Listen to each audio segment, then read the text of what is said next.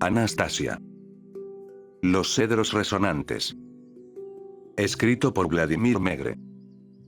Libro 5, ¿Quiénes somos? Capítulo 18, La filosofía de la vida. Visité a esta persona 3 veces en total.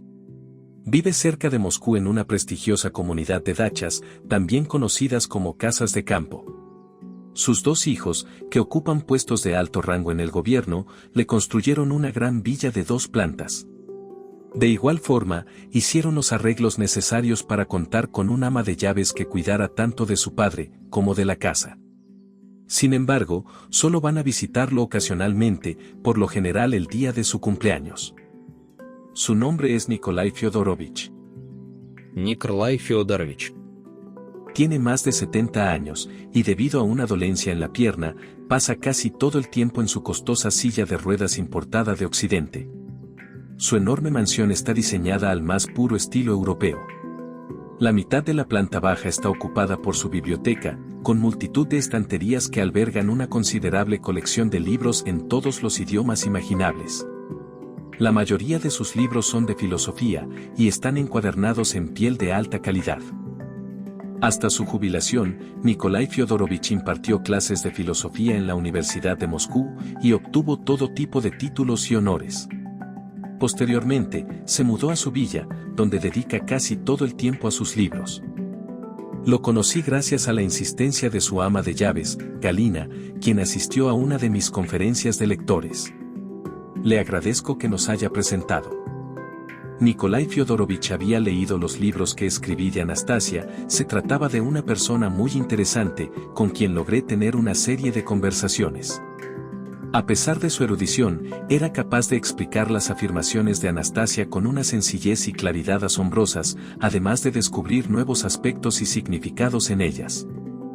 Tras la publicación del tercer libro, El espacio de amor, recibí varias cartas de la oficina de la Fundación Anastasia, en las que líderes religiosos arremetían con vehemencia contra ella. Utilizaban diferentes términos negativos para nombrarla, algunos de los cuales eran tan obscenos, que ni siquiera podría reproducirlos aquí. Sencillamente no entendía la razón, por la que Anastasia había comenzado a provocar tanta hostilidad por parte de los líderes religiosos, así que decidí enviarle esas cartas a Nikolai Fyodorovich para conocer su opinión. 2 meses después, Galina, su ama de llaves, me visitó en el hotel y me insistió en que la acompañara de inmediato a ver a Nikolai Fyodorovich, pues estaba preocupada por su salud. Era difícil negarse ante la insistencia de Galina, por lo que finalmente accedí a acompañarla. Galina tenía un físico hermoso y robusto. Era alta, sin sobrepeso, se trataba de una mujer rusa de complexión fuerte, de poco más de 40 años. Había vivido toda su vida en un pueblo ucraniano, donde trabajó conduciendo camiones y tractores y cuidando animales de granja. Se trataba de una excelente cocinera, con un amplio conocimiento de hierbas silvestres y extremadamente pulcra. Siempre que se emocionaba, dejaba escapar su marcado acento ucraniano. No tengo idea de la manera en la que los hijos de Nikolai Fyodorovich la encontraron y la pusieron al servicio de su padre, pero era curioso ver a este maduro intelectual, profesor de filosofía, hablando con una campesina de escasa formación. A Galina le habían asignado una habitación propia en la mansión. Le habría bastado con ocuparse de las tareas domésticas, algo que hacía de manera impecable, pero de alguna manera quería estar presente mientras conversaba con Nikolai Fyodorovich. Así que se tomaba una considerable cantidad de tiempo, limpiando una y otra vez el polvo de la habitación del profesor, ideando tareas nuevas a desempeñar cerca de nosotros. Ese día, Galina vino a recogerme en su Niva, un automóvil todoterreno que le habían regalado los hijos de Nikolai Fyodorovich. El auto lo utilizaba para ir a la ciudad a comprar todo aquello que fuera necesario, así como para adentrarse en el bosque cuando requería conseguir hierbas frescas. Pospuse algunas cosas que tenía que hacer, y me fui con ella. Mientras conducía por las calles de Moscú, Galina permaneció en silencio. Se le veía tensa al volante, el intenso tráfico de la ciudad exigía toda su atención. Incluso llegué a notar unas pequeñas gotas de sudor en su rostro, mismas que comenzaron a desvanecerse tan pronto salimos de la ciudad, y llegamos a una carretera rural ancha que le resultó familiar. Alcancé a percibir un suspiro de alivio en ella, la noté más relajada al volante y rápidamente comenzó a contarme sus preocupaciones, utilizando una mezcla de ucraniano y ruso. Nikolai Fyodorovich siempre había sido una persona muy tranquila. Se pasaba el día sentado en su silla de ruedas, leyendo y pensando. Por las mañanas le preparaba sémola de maíz o avena, y después del desayuno podía ir al mercado o al bosque a recoger hierbas. No me preocupaba al salir de la casa, ya que sabía que estaría en su silla de ruedas, meditando o leyendo un libro. Pero ahora, todo es diferente. Desde que le entregué tus cartas, ha cambiado. Empezó a leerlas, y apenas 2 días después, me dijo: Toma este dinero, Galina Nikiforovna. Compra muchos libros sobre Anastasia, y llévalos al mercado. No te preocupes por regresar temprano, tómate tu tiempo. Observa a la gente, y si ves a alguien triste o enfermo, dale uno de los libros. Hice esto un par de veces, pero no me deja en paz. No te preocupes por la cena, Galina Nikiforovna. Me dijo. Si tengo hambre, me la prepararé yo mismo. Pero aún así, siempre llegaba a casa a tiempo para cenar. Hace unos días, al volver del mercado y dirigirme a su habitación para llevarle su té de hierbas, su silla de ruedas estaba vacía. Lo encontré tirado boca abajo en la alfombra. Corrí al teléfono, y marqué el número del médico de urgencias que me habían dado sus hijos. «Ayuda, vengan rápido», grité al auricular. Él levantó la cabeza, y me dijo: Cancela la llamada, Galina Nikiforovna. Estoy bien, solo estoy haciendo algunos ejercicios, unas flexiones. De inmediato me acerqué, lo levanté, lo senté en su silla de ruedas, y le dije: ¿Qué clase de ejercicio es ese, tirado en el suelo como si fuera un cadáver? Pero él respondió: Estaba haciendo flexiones, y solo necesitaba recuperar el aliento. No se preocupe. Al día siguiente pasó lo mismo, lo encontré de nuevo tirado en el suelo. Así que le compré unas bandas de resistencia, creo que se llaman expansores, de los que tienen asas y bandas elásticas para separar. Empiezas con una banda, y cuando te haces más fuerte, puedes añadir hasta 4. Le compré el expansor, pero con su terquedad, insistió en salir de la silla de ruedas, como si de un niño malcriado se tratara. Su corazón ya no es tan fuerte, a su edad no debería esforzarse demasiado, necesita descansar. Pero no me hace caso, es muy testarudo.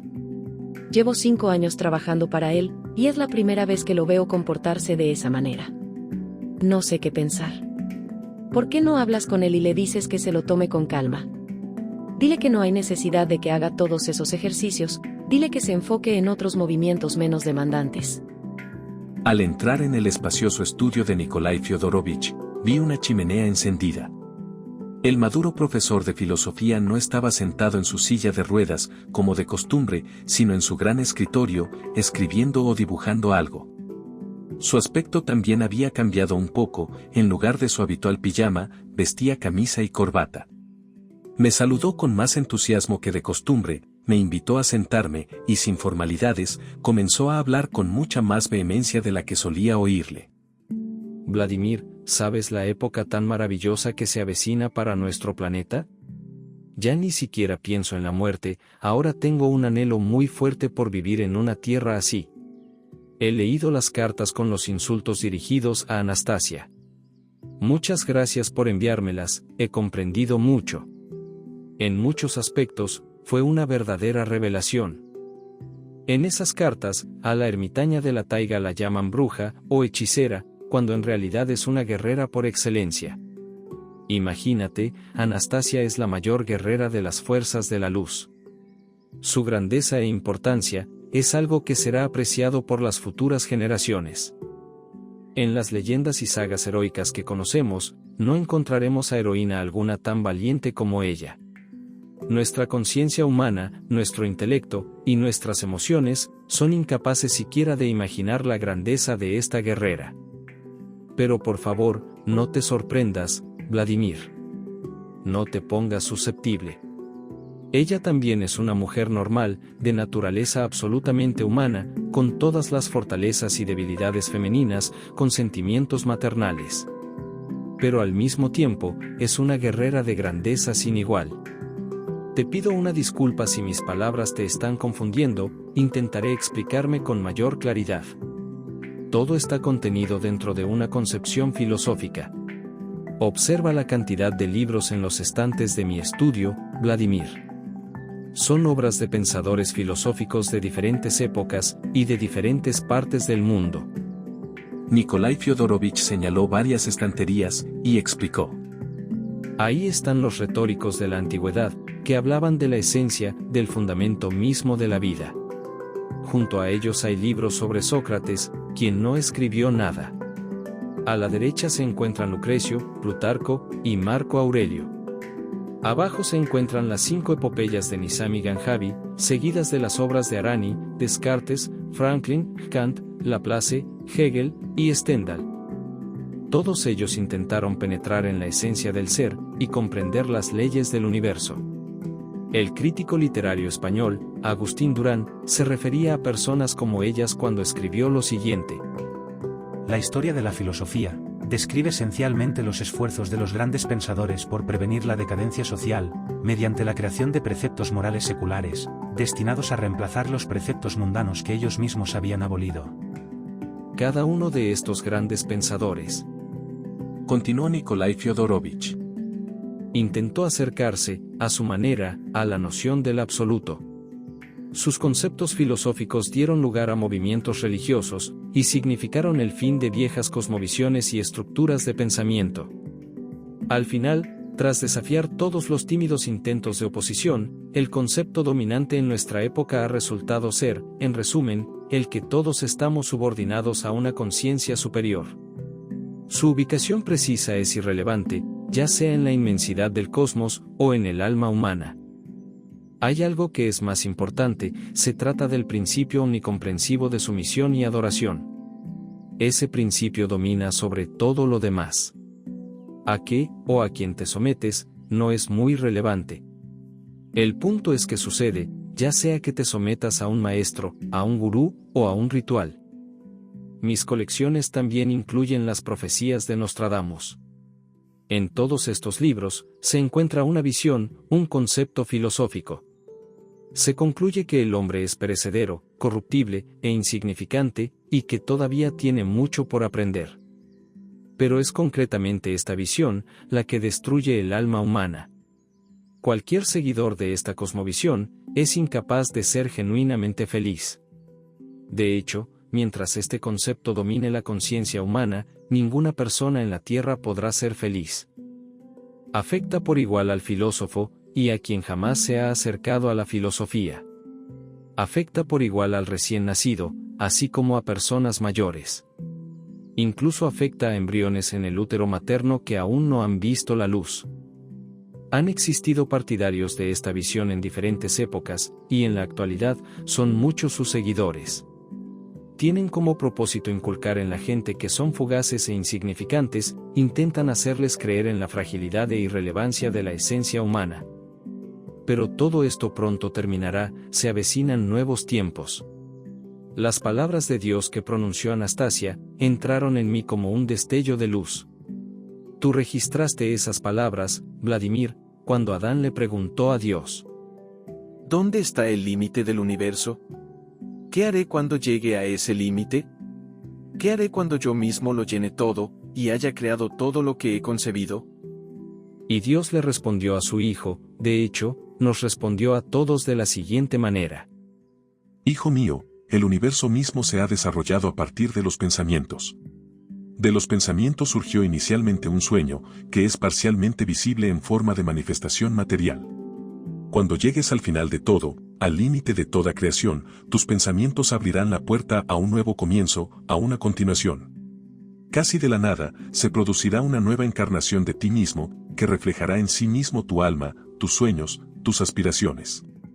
Hijo mío, eres infinito, eres eterno, porque existes para siempre en tus propias creaciones oníricas. Tanto las preguntas de Adán, como las respuestas de Dios, fueron citadas en el capítulo 8 del cuarto libro de la serie.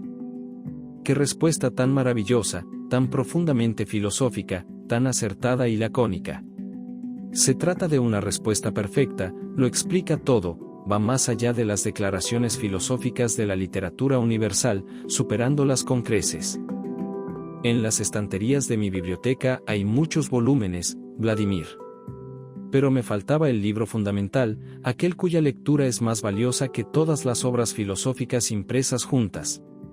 Mucha gente ha visto este libro, pero no todos son capaces de leerlo. El lenguaje de este libro no se puede aprender, solo se puede sentir. ¿Qué clase de lenguaje es ese? El lenguaje de Dios, Vladimir. Permíteme recordarte la manera en la que lo describió Anastasia.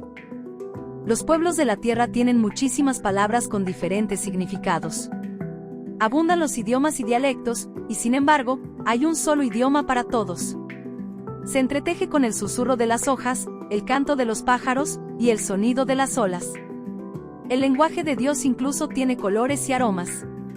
Utilizando ese idioma, Dios responde a las peticiones de las personas, y da respuesta a las oraciones.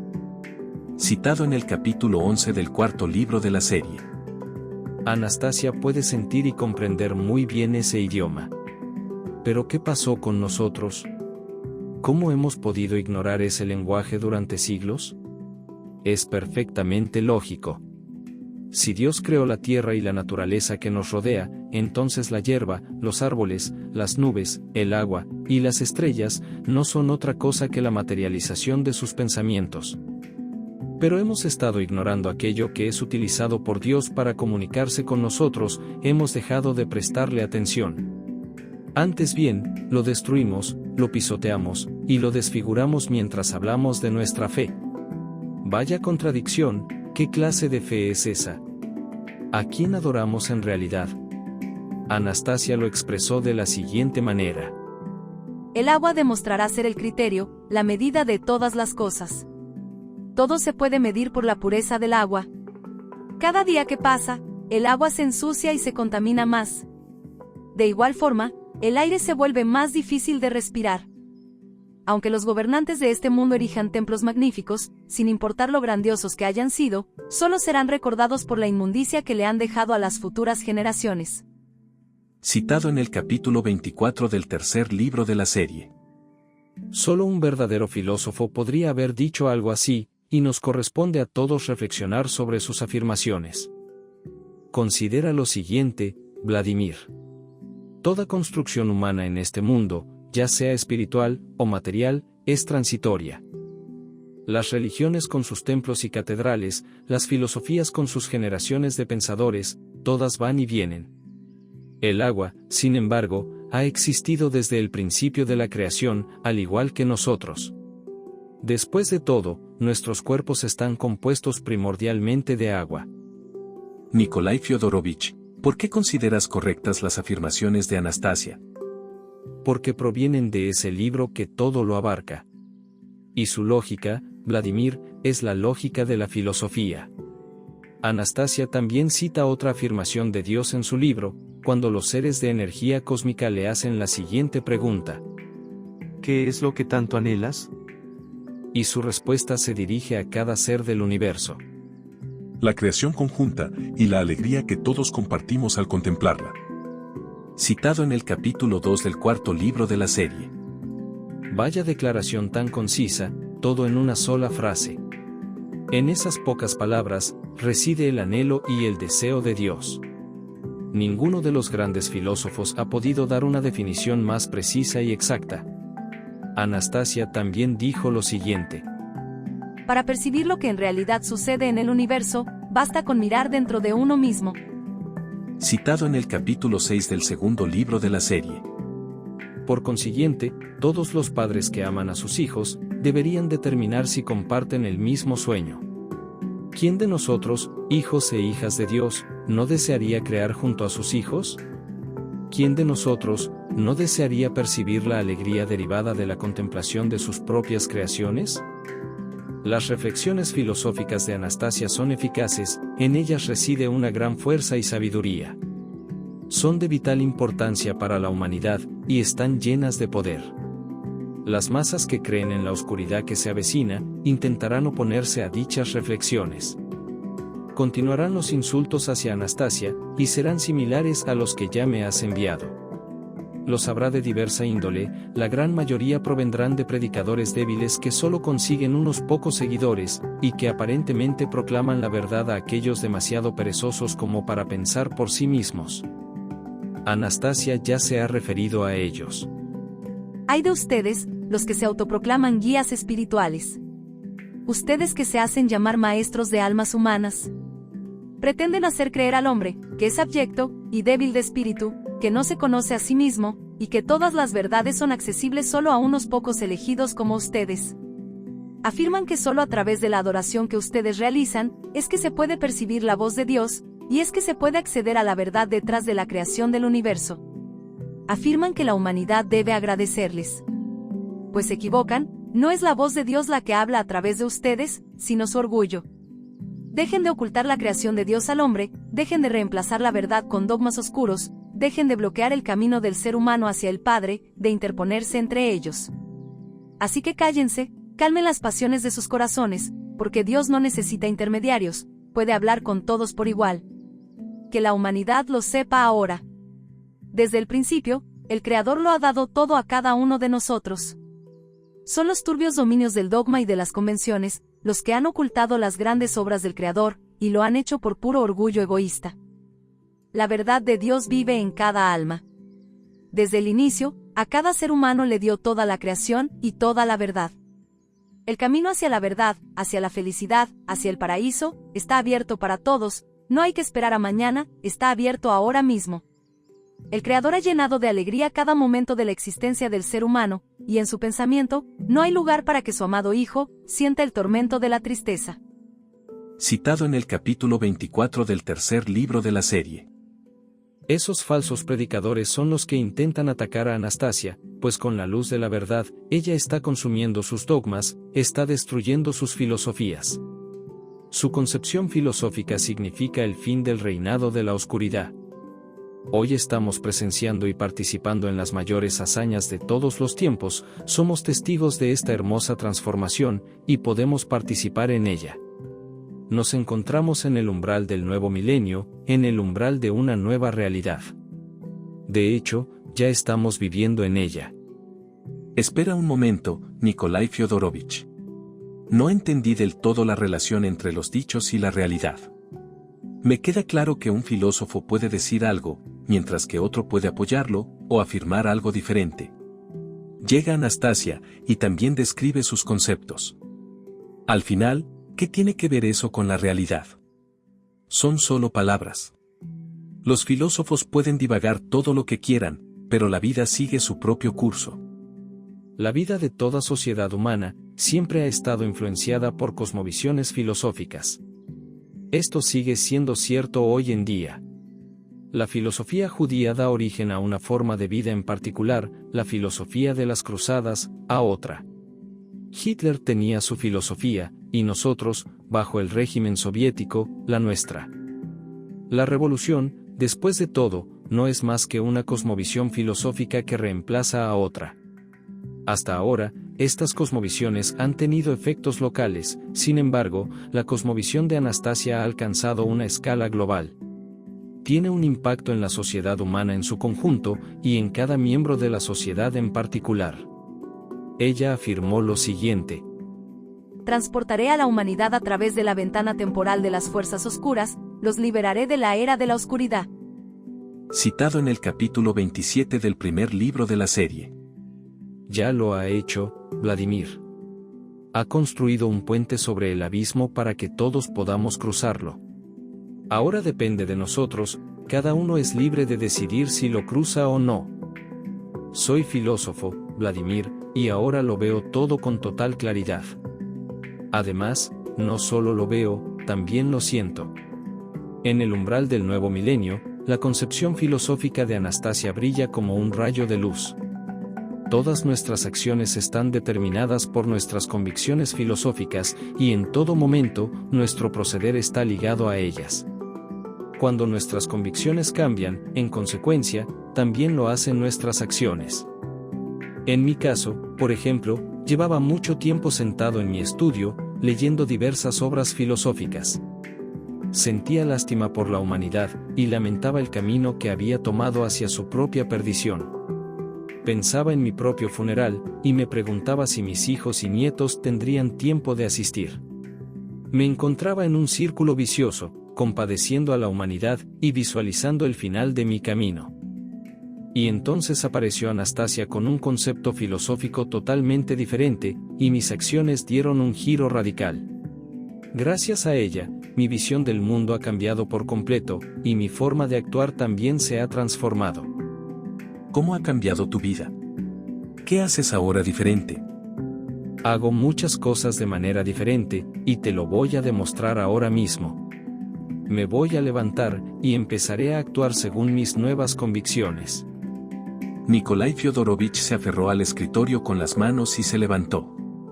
Apoyándose en el sillón y en otros muebles, se dirigió tambaleante hacia una estantería. Observó los títulos en los lomos, luego sacó un libro de costosa encuadernación en cuero, y se dirigió a la chimenea, apoyándose en varios muebles a su paso. Procedió a arrojar el libro a las llamas, y explicó. Esas eran las profecías de Nostradamus sobre terribles catástrofes, y el fin del mundo. ¿Recuerdas las palabras de Anastasia sobre ese tema, Vladimir? Deberías recordarlas, todavía resuenan con claridad en mis oídos. Ay de ti, Nostradamus, las fechas de los terribles cataclismos sobre la Tierra no fueron adivinaciones tuyas, sino creaciones de tu pensamiento. Lograste convencer a millones de personas sobre la inevitabilidad de tales acontecimientos con tus enseñanzas, orientándolas así hacia su materialización mediante el poder colectivo de su pensamiento. Tus ideas se ciernen sobre la Tierra, y penden como una espada de Damocles sobre este planeta. Tu pensamiento aún permanece latente, oculto en la lejanía, atemorizando a la gente con tus profecías de desesperación. Citado en el capítulo 24 del tercer libro de la serie. Esto solo podría haber sido dicho por un filósofo y un pensador consumado, por alguien genuinamente grande.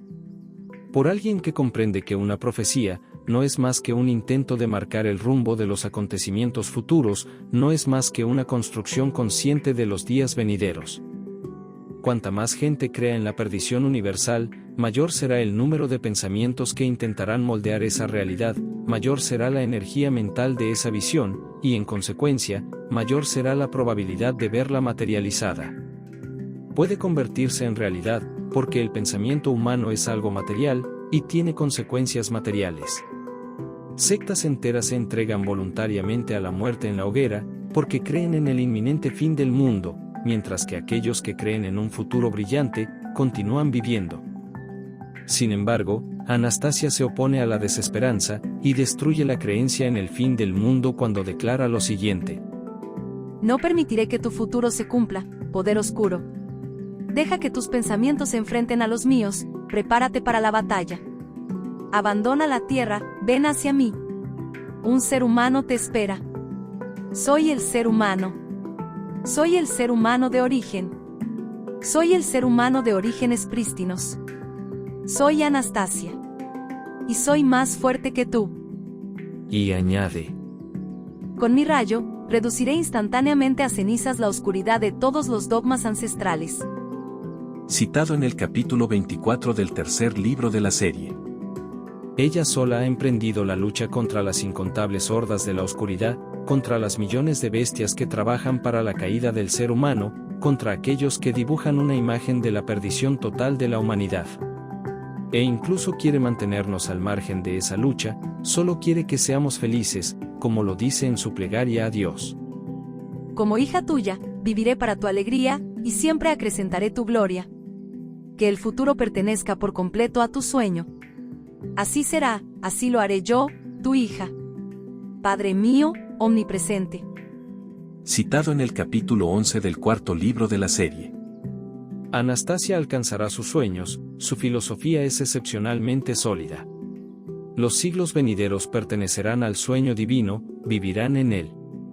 Estaremos rodeados de jardines paradisíacos en la tierra, y sin embargo, no se erigirá monumento alguno en su honor.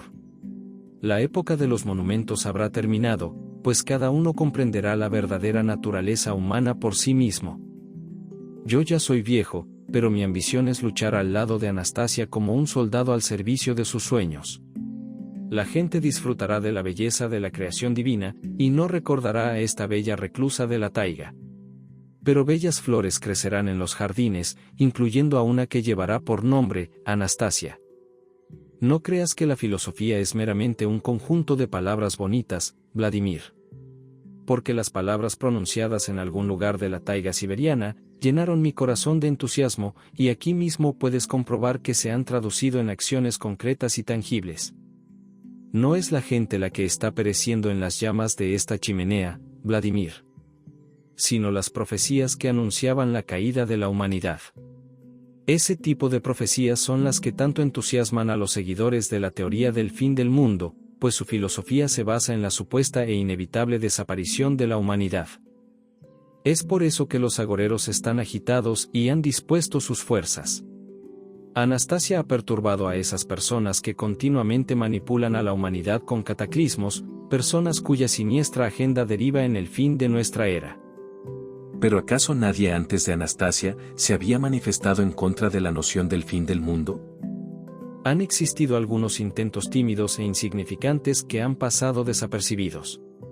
Pero a fin de cuentas, nadie ha sido tan directo como ella, nadie ha pronunciado palabras que hubieran conmovido a tal grado los corazones de las personas.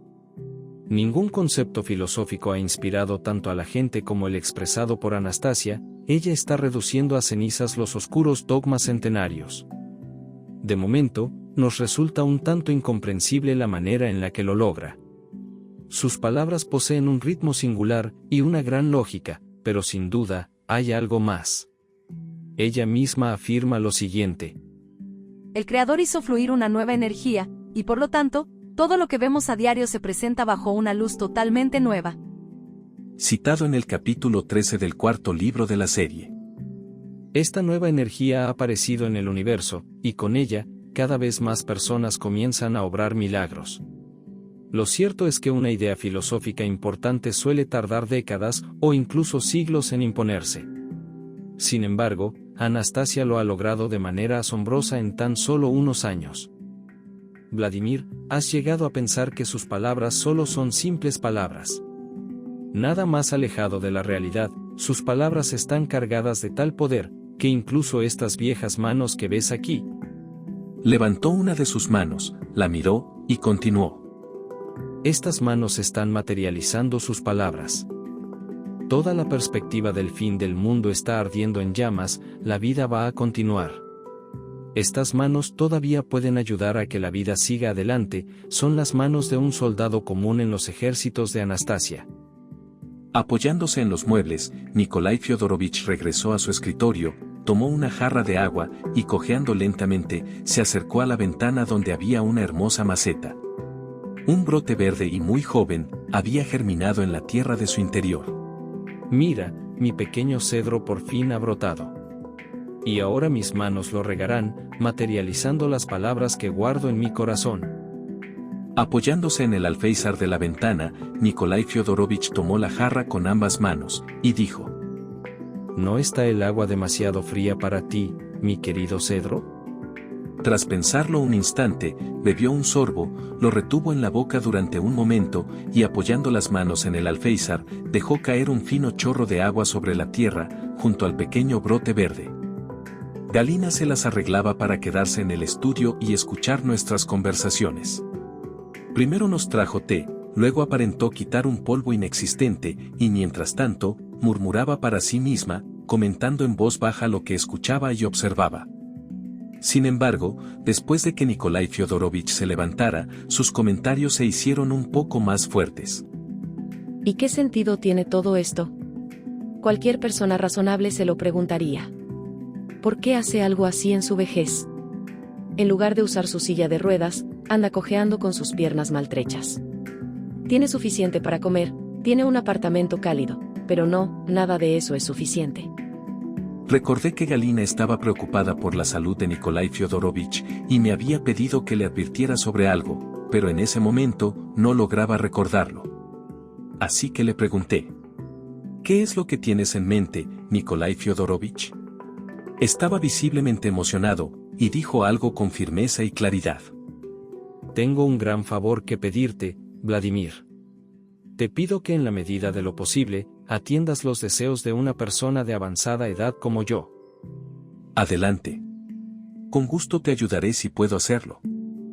He escuchado que planeas reunir a personas que desean construir un asentamiento ecológico. ¿Quieres que se le asigne una hectárea de tierra a cada familia, para que establezcan ahí su propio dominio familiar? Sí, así es. La Fundación Anastasia ya ha presentado las solicitudes a las administraciones de varias regiones. Pero aún podría tardar un tiempo en aprobarse, todavía no se ha tomado alguna decisión sobre la concesión de las tierras. El problema es que normalmente solo nos ofrecen parcelas pequeñas, pero necesitamos una superficie total de al menos 150 hectáreas, de lo contrario, no se podrá desarrollar la infraestructura necesaria. Vladimir, conseguirás el terreno, estoy seguro. Eso sería estupendo. Pero dime, ¿cuál es tu petición? Cuando las autoridades comiencen a seleccionar terrenos para los asentamientos de los dominios familiares, algo que sin duda harán en todas las regiones de Rusia, te pido, Vladimir, que no te olvides de tu viejo amigo. Inclúyeme en una de esas comunidades, porque antes de morir, quiero construir mi propia madre patria, mi propio dominio familiar. Nikolai Fyodorovich se estaba emocionando cada vez más, sus palabras brotaban con pasión y entusiasmo. Por mí, por mis hijos, y por mis nietos. Estoy cultivando este cedro ahora, quiero plantarlo después con mis propias manos, en mi propia madre patria. Desde luego, no seré una carga para alguien más, cultivaré mi hectárea yo solo. Crearé un jardín, y una barda viviente. Además, también puedo ayudar a los vecinos. Tengo algunos ahorros, y todavía sigo recibiendo honorarios por algunos artículos. De igual forma, mis hijos siempre están dispuestos a apoyarme económicamente. Puedo permitirme una pequeña casa para mí, y también será suficiente para ayudar a los vecinos con sus gastos. Esto sí que será un espectáculo, murmuró Galina aún más alto que antes. ¿Acaso este hombre se ha puesto a pensar en la condición actual de sus piernas? Están maltrechas. ¿Cómo va a cuidar su jardín? ¿Cómo va a ayudar a los vecinos? ¿Qué pensará la gente cuando se entere? Sus hijos le construyeron una casa. Debería disfrutar la vida, vivir feliz y agradecido. ¿Por qué no puede quedarse quieto? ¿Por qué piensa en todo esto ahora, a su avanzada edad? No puedo entender lo que le pasa. Nikolai Fyodorovich escuchó lo que Galina había dicho, pero pareció no prestarle atención, o tal vez solo decidió ignorarla. Continuó diciendo: Entiendo, Vladimir, que mi decisión pudiera interpretarse como un acto emocional, pero lo he meditado todo con detenimiento. Puede que parezca que disfruto de una buena vida, pero es solo una apariencia. Tengo una mansión totalmente equipada, hasta parece un palacio. Tengo un ama de llaves que se encarga de todo, y que me acompaña. A mis hijos les ha ido muy bien, son muy prósperos. Pero en realidad, antes de conocer a Anastasia, estaba evidentemente muerto. En efecto, Vladimir, muerto. Imagínate, llevo casi 5 años viviendo en este palacio, paso la mayor parte del tiempo en esta habitación, ya nadie me necesita, y tampoco puedo hacer algo por alguien más. Y el mismo destino les espera a mis hijos y a mis nietos. Esa sensación de sentirse como un cadáver, incluso estando vivo. Dicen que una persona está muerta, Vladimir, cuando su cuerpo deja de respirar. Pero eso no es cierto. La gente muere cuando deja de ser útil a los demás, y cuando ya nada depende de ellos. Muchos vecinos viven alrededor de mi villa en casas más sencillas, pero no tengo amigos entre ellos. Mis hijos incluso me han sugerido que mantenga mi apellido en secreto. Hay mucha gente envidiosa por aquí, que estaría encantada de identificar al verdadero dueño de este palacio. Si lo supieran, sin duda se preguntarían por la manera en que esta magnífica mansión fue financiada. Alguien podría ir a la prensa y difundir calumnias. Les costaría trabajo creer que ese dinero lo gané con trabajo honesto y con mucho esfuerzo. Así que aquí estoy, sentado en mi habitación, como si estuviera emparedado vivo, como si estuviera dentro de una cárcel. Nunca subo al segundo piso, ¿qué sentido tendría?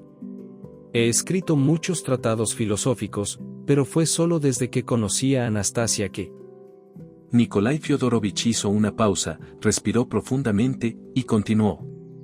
Voy a contarte algo ahora, Vladimir. Por favor, no lo descartes como una fantasía senil, porque soy perfectamente capaz de demostrar la validez de mi conclusión. Te lo diré sin rodeos. Creo que el juicio final está teniendo lugar en este preciso momento. ¿El juicio final? ¿Pero dónde, y cómo? ¿Y por qué nadie se ha enterado? Sabes, Vladimir, siempre hemos imaginado el juicio final como la llegada de un ser amenazador, quien llega de lo alto con su séquito de sirvientes. Y se supone que ese ser supremo nos dirá a cada uno de nosotros nuestros aciertos y equivocaciones, determinando si hemos sido justos en nuestras vidas o si no lo hemos sido. Entonces, dicho ser impartirá el castigo que nos corresponde, enviándonos ya sea al paraíso o al infierno. Vaya manera tan primitiva de imaginarlo. Pero Dios no es un ser primitivo, no puede sostener tal juicio, porque le ha concedido al hombre libertad eterna, y cualquier juicio sería equivalente al uso de la fuerza, sería equivalente a la privación de la libertad. Entonces, ¿a qué te refieres cuando dices que el juicio final se está celebrando justo ahora? Como te dije, en este momento se está llevando a cabo el juicio final, y somos nosotros mismos nuestros propios jueces. Ahora entiendo lo que ha hecho Anastasia. Su filosofía, su poder y su lógica están acelerando enormemente este proceso. Solo imagínalo, Vladimir. Mucha gente creerá en ella, y convertirán en realidad su idea de los asentamientos divinos. Estas personas creyentes vivirán en su propio jardín del paraíso. Otros no creerán en ella, y permanecerán en donde se encuentran ahora, cada quien en lo suyo. En estos momentos, no estamos en condiciones de comparar nuestro propio estilo de vida con el de alguien más. Es por eso que creemos que nuestra vida es bastante tolerable. Muchas personas piensan que son felices, solo porque no saben lo infelices que son.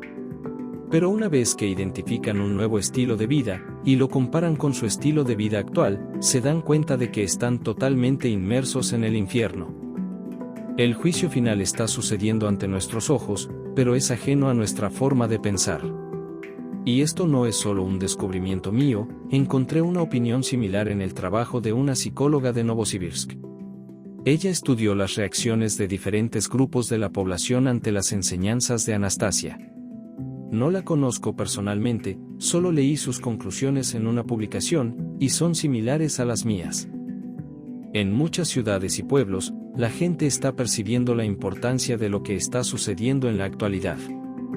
Por ejemplo, el profesor Yeryomkin, cuyos poemas han sido publicados en su libro, también habla sobre la aparición de Anastasia.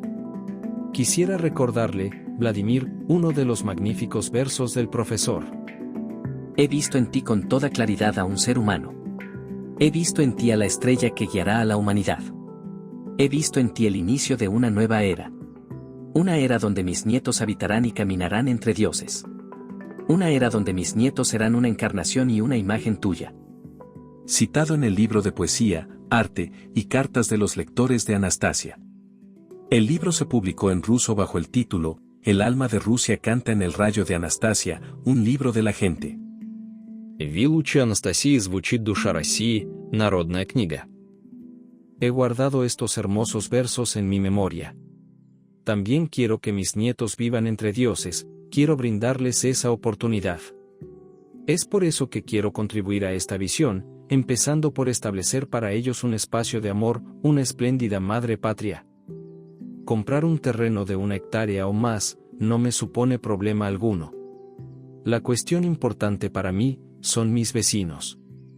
¿Quién vivirá en mis alrededores? Quiero construir mi finca familiar en compañía de personas afines, de personas que compartan mi forma de pensar. Quiero preparar ese lugar para mis nietos. Sin duda, alguno de ellos estará interesado en vivir ahí. Y mis hijos también vendrán a descansar del ajetreo de la vida cotidiana, en los hermosos jardines de su padre. Por el momento, mis hijos solo me visitan en raras ocasiones, pero sin duda, se sentirán atraídos por visitar el hermoso jardín que voy a crear. Les pediré ser enterrado ahí. Sí, estoy convencido de que mis hijos vendrán. Hablo mucho de mis hijos y nietos, pero sobre todo, necesito crear algo inherente a la esencia del ser humano. Me lo debo a mí mismo. ¿Te has dado cuenta, Vladimir? Súbitamente tengo el deseo de vivir de nuevo, de estar activo, de crear algo. Y puedo hacerlo.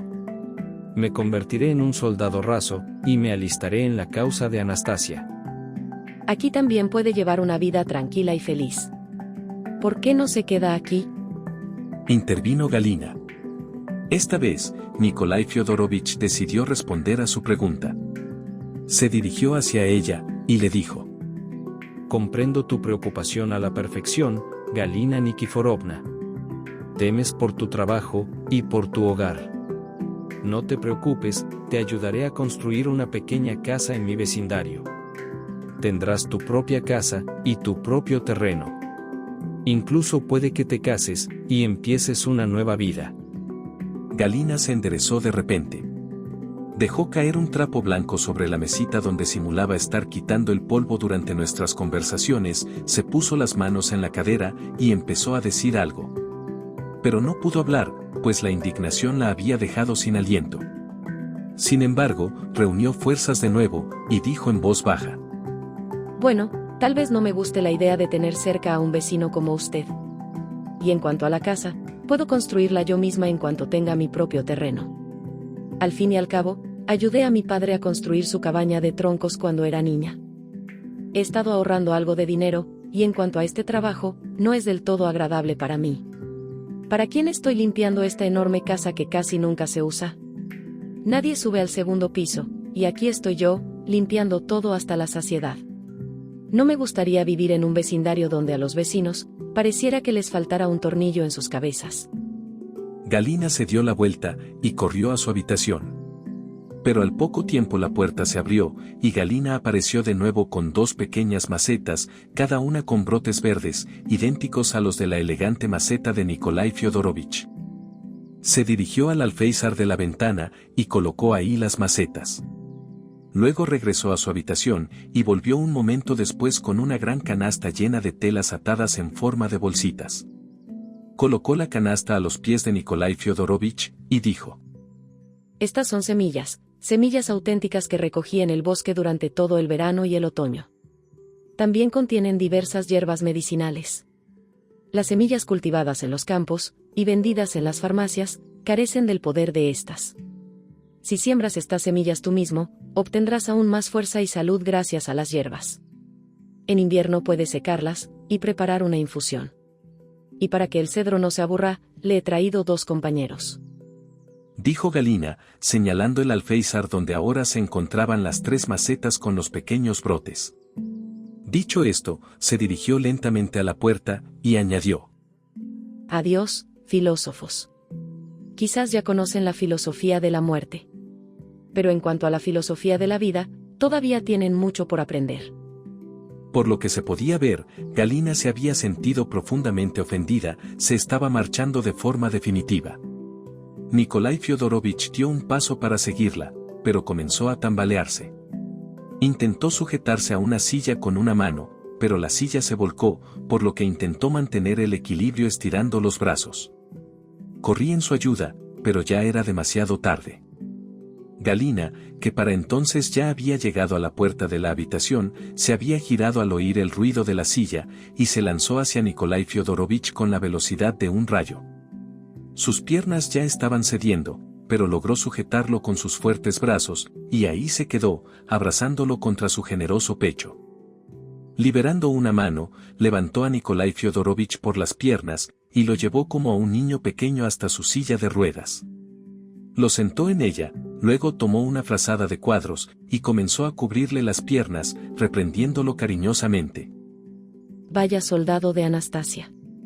No creo que seas un soldado, a lo sumo, solo eres un recluta novato. Nikolai Fyodorovich puso su mano sobre la de Galina, la miró atentamente, y de repente se dirigió a ella de manera informal. Perdóname, Galia. Pensé que te estabas burlando de mis aspiraciones, pero ahora lo entiendo. ¿Burlándome yo de ti? ¿Acaso crees que he perdido la cabeza? Respondió Galina rápidamente. cada noche pienso en cosas del alma. En la manera de plantar verdaderas hierbas medicinales, en la forma de utilizarlas para alimentar a este halcón de ojos brillantes, en la manera de ayudarlo a recuperar sus fuerzas. El halcón de ojos brillantes es una referencia a un cuento popular ruso que habla sobre un halcón llamado Finist. Marya, la hija de un rico comerciante, le pide a su padre la pluma de un halcón. Al recibirla, la agita en el aire y aparece un halcón que luego se transforma en un apuesto joven. Los dos se enamoran. Sin embargo, Finist, el halcón, termina herido por las artimañas de las malvadas hermanas mayores de Marya. Finist se escapa volando y finalmente se recupera. Pero Marya debe emprender una larga búsqueda para encontrarlo y rescatarlo de un palacio donde una astuta princesa tiene otros planes para él. El cuento termina, por supuesto, con Marya y Finist casándose y viviendo felices para siempre. Pienso en este halcón de ojos brillantes recuperado. Continuó Galina. Para ello, le doy sopa de verdad, con repollo fresco de mi propio huerto, libre de todo tipo de químicos. También le doy de beber leche tibia de vaca, no esa imitación pasteurizada que se vende en las tiendas. Si logro que este halcón de ojos brillantes se recupere por completo, tal vez incluso pueda darle un hijo. Y no me estaba burlando de ti en lo absoluto. Con mi pregunta, solo quería saber qué tan firme era tu decisión, quería saber si te arrepentirías a mitad del camino. Estoy absolutamente decidido, Galina. Entonces vivamos juntos en la misma propiedad, y no por separado, como vecinos. Y no me entregues a algún otro pretendiente. No quería deshacerme de ti, Galia. Es solo que no podía imaginar que aceptaría seguirme a una sencilla casa de campo. Me alegra mucho que desees acompañarme, en verdad te lo agradezco, estoy gratamente sorprendido. ¿Por qué crees que no te seguiría? ¿Qué mujer abandonaría a un soldado tan decidido? Debo admitir que me llevó mucho tiempo leer los libros de Anastasia, ya que leer no es mi fuerte. Pero conforme lo hacía, lo entendía de inmediato. Todas las mujeres debemos ser como Anastasia, o al menos, emularla. Y fue entonces cuando decidí ser un poco como ella, para ustedes.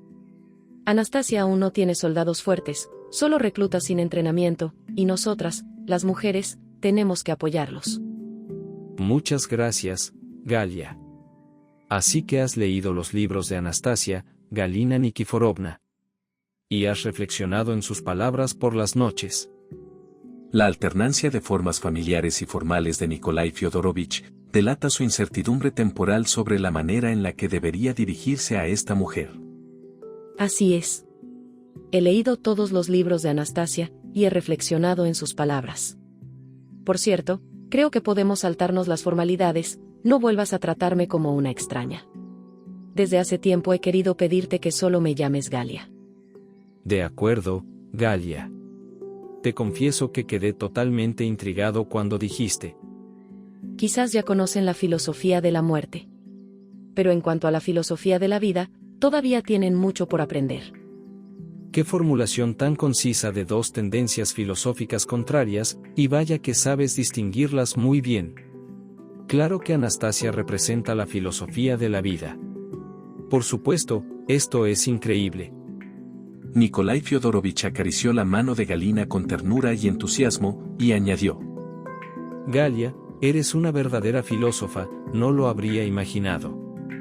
Luego se volvió hacia mí, y me dijo. Sin duda, aún queda mucho por considerar en los campos de la filosofía y el esoterismo. Intento ver a Anastasia como un ser humano. El ser humano al que todos debemos aspirar, el que todos debemos llegar a ser. Sin embargo, algunas de sus inexplicables habilidades hacen que nos resulte un tanto difícil verla como un ser humano común y corriente. Vladimir, recuerdo que describiste un episodio en el que Anastasia salvó a personas de la tortura desde la distancia. Si bien la salvó, ella misma perdió el conocimiento y su rostro palideció. Incluso la hierba verde a su alrededor se desvaneció al instante y se tornó blanca. Ese acontecimiento fue descrito en el capítulo 28 del primer libro de la serie. ¿Cómo se puede explicar este fenómeno? ¿A qué se debió que tanto ella como la hierba se tornaran blancas? No he podido encontrar algo similar en algún otro sitio, a pesar de haber consultado con varios esoteristas, físicos y filósofos. ¿Qué quieres decir con que no tienen explicación alguna para este fenómeno?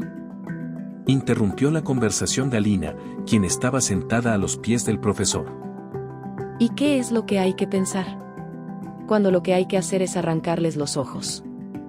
¿A qué ojos te refieres, Galia? ¿Tienes alguna opinión sobre ese fenómeno?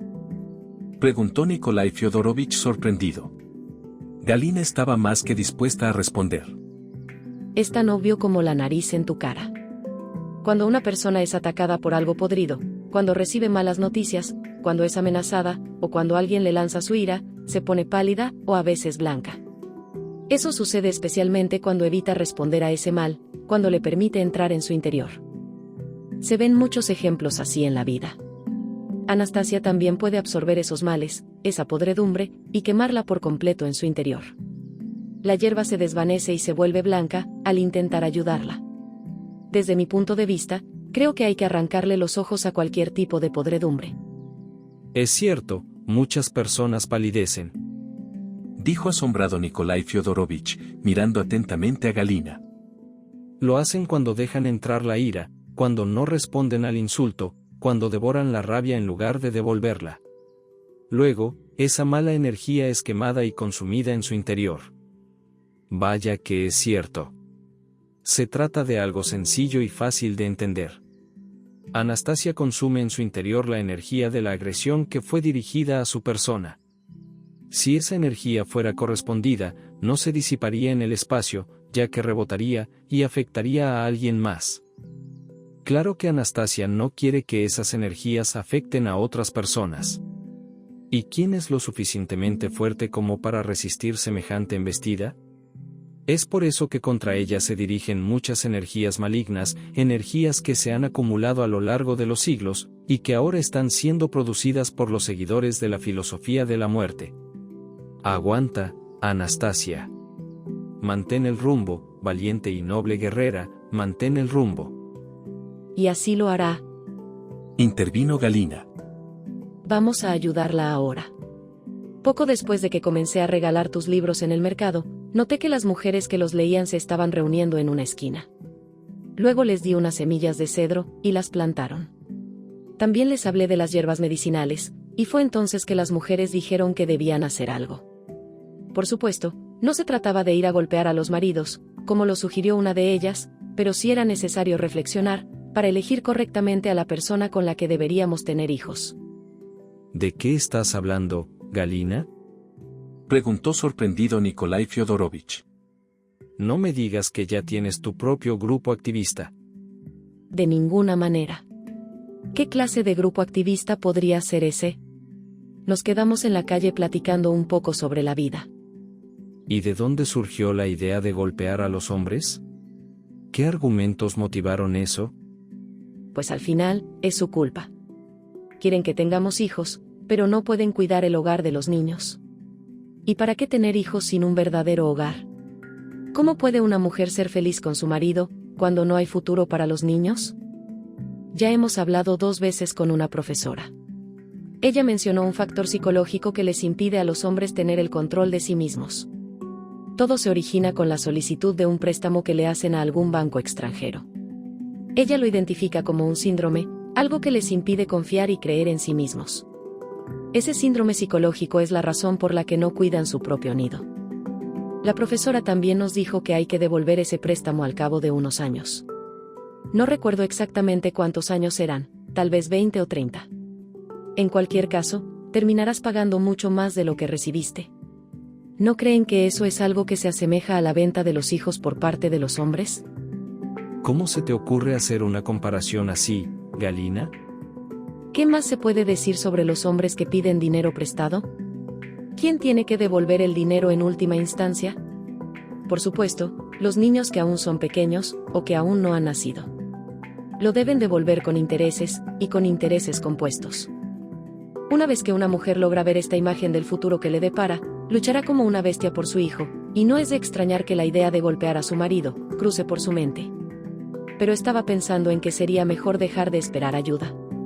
Creo que ya es hora de que nosotras, las mujeres, hagamos algo por nuestra cuenta, y ayudemos a nuestros pobres hombres. Una vez probé salchichas importadas. Su asqueroso sabor me hizo enojar tanto, que me dieron ganas de mandarle a quien la hizo, un trozo de nuestro delicioso tocino ucraniano, junto con un poco de nuestra exquisita salchicha casera. Esta situación rebasa todo límite admisible, esos extranjeros ya no tienen ni idea de lo que es una buena salchicha. No tiene sentido pedir préstamos a gente de ese tipo.